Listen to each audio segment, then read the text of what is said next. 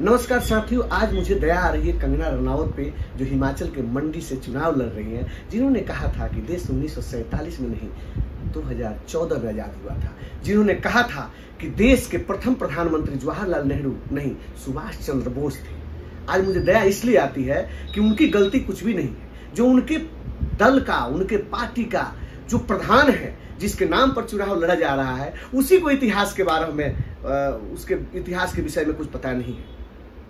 आखिर जो उन्होंने इंटर जो किया है, जिसके बारे में बार बार चर्चा होती है, वो इंटायर जो पॉलिटिकल साइंस है, उसमें पढ़ाया नहीं गया है कि गांधी देश के कितने महान थे, दुनिया के कितने महान लोग थे, उनको कितने लोग जानते थे।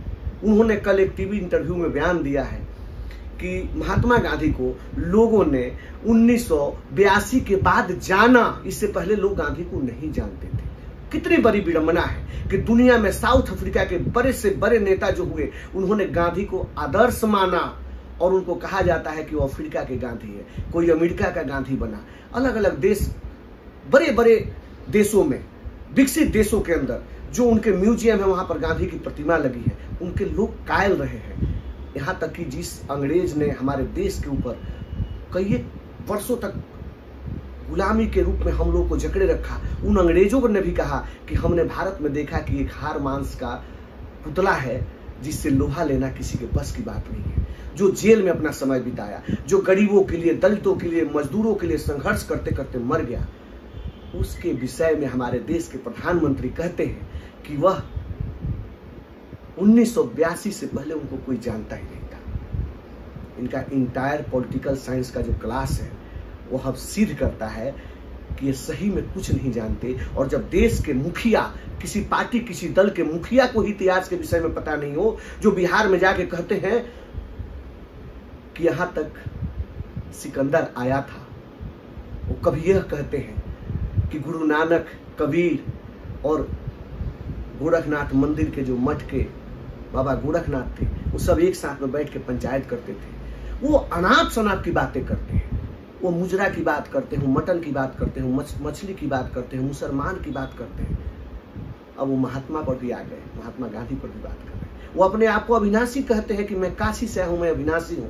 वो कहते हैं कि मैं भगवान का अवतार हूं, मैं बायोलॉजिकल नहीं हूं, मैं माँ के गर्भ से पैदा नहीं हुआ हूं, मुझे किसी ने भेजा है। और उनके नेता खुद खुलेआम कहते हैं, संबित पात्रा जैसे लोग, कि जगन्नाथ भगवान, जिनकी उड़ीसा के लोगों की जिसमें आस्था रहती है, वो कहते हैं कि वह मोदी जी के भक्त हैं। मतलब आरएसएस एक तरफ तो कहती है कि सनातन के हम रक्षक हैं, और वह आज सफाई नहीं दे पा रही है कि मोदी जी क्या भगवान के अवतार हैं? क्या देश के लोग यह मान चुके कि वो भगवान के अवतार हैं? तो फिर झूठ क्यों बोल रहे हैं? अगर भगवान के अवतार हैं तो देश में गरीबी नहीं होना चाहिए, देश के गरीबों लोगों को राशन की जरूरत नहीं होनी चाहिए, युवा यहाँ बेरोजगार नहीं होना चाहिए, महिलाओं के साथ अत्याचार नहीं होना चाहिए, किसानों की यहाँ समस्या नहीं रहनी चाहिए, यहाँ पानी की समस्या नहीं होना चाहिए, यहाँ गर्मी नहीं होना चाहिए, यहाँ बरसात होना चाहिए। मोदी जी को एक मंत्र मारे, एक बार हाथ उठाए, तथास्तु कहे, और सारी समस्याओं का समाधान हो जाएगा। लेकिन पिछले 10 सालों में मोदी जी ने ऐसा किया है कि देश का कर्ज 4 गुना बढ़ गया, 4 गुना देश का कर्ज बढ़ गया। महंगाई से लोग त्राही त्राही है।